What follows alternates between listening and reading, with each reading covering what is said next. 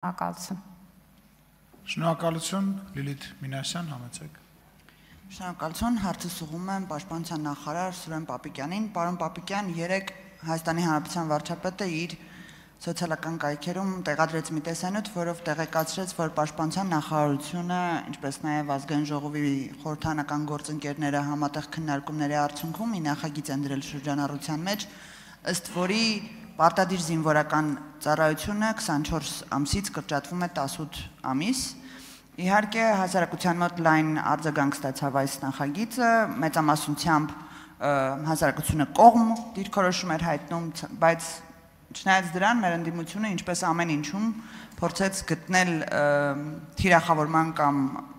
քննադատության տեղ եւ ընդդիմության տեսանկյունն այն է, որ այս նախագիծը բերված է հատուկ մեր 26 թվականի ընտրություններից ընդառաջ եւ ընդհանրապես քարոզչական տեխնիկա է։ Ես կխնդրեմ ձեր մեկնաբանությունը այս հատվածով։ Հարցին կպատասխանի Պաշտպանության նախարար Սուրեն Պապիկյանը, համեցեք, հարգարժան պարոն Պապիկյան։ Շնորհակալ եմ հարցի համար։ Ձեր թույլտվությամբ ես հարցին մի փոքր ընդգրկուն անդրադառնամ, քանի որ վերջին երկու օրերի ընթացքում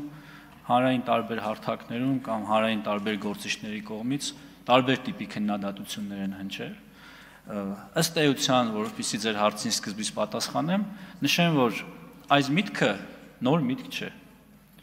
Նախ խորհուրդ կտամ այն գործընկերներին, ովքեր մեզ մեղադրում են հապճեպ որոշումներ ընդունելու եւ նախընտրական ինչ-որ գործողություններ կատարելու մեջ, կարդան կառավարության ծրագիրը։ Կառավարության ծրագրով մենք ստանձնել ենք պարտավորություն, որ մեր գործունեության հնգամյա հատվածում պայմանագրայինների ավելացման հաշվին կրճատելու ենք ժամկետային զինծառայություն։ Դա սևով սպիտակի վրա գրված է։ Կարելի է հիմա կարդալ։ Երկրորդ փաստաթուղթը Հայաստանի Հանրապետության բանակի կերպափոխման հայեցակարգ։ Այնտեղ նույնպես նմանատիպ հանձնառություն ենք ստանձնել։ Կարծում եմ սրանով ամեն ինչ ասված է, թե ինչպիսի երկարաժամկետ պլանավորման արդյունք է սա։ Եվ իհարկե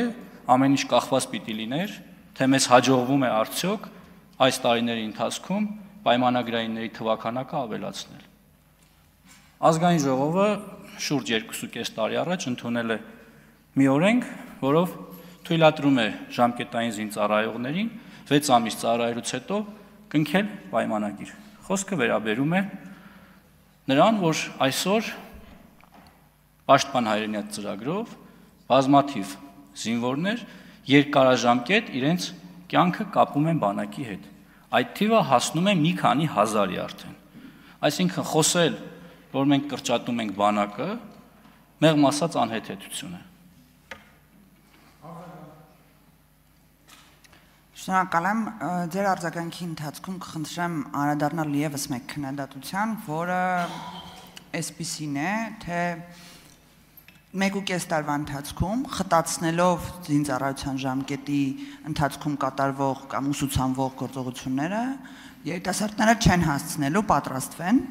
դա մի քննադատություն եւ իհարկե կխնդրեմ նշեք Պաշտպանի հայրենիաց ծրագրի առավելությունները եւս մեկ անգամ հիշեցնենք մեր հայրենակիցներին, թե ինչ առավելություններ է տալիս պարտադիր պայմանագրային զինվորական ծառայությունը։ Շնորհակալություն։ Նախ նշեմ, որ շարքային ժամկետային զինծառայությունը երբ մեկնարկում է, մեր զինվորների պատրաստությունը տևում է 4.5-ից 6 ամիս։ Այնուհետև նրանք անցնում են իրենց հիմնական ծառայությունը, որը բնականաբար փորձի կուտակում է։ Ու ասել, որ մենք խտացնելով պակասեցնում ենք նրանց փորձը կամ սովորելու հնարավորությունը, նույնպես իրականության հետ որևէ աղերս չունի։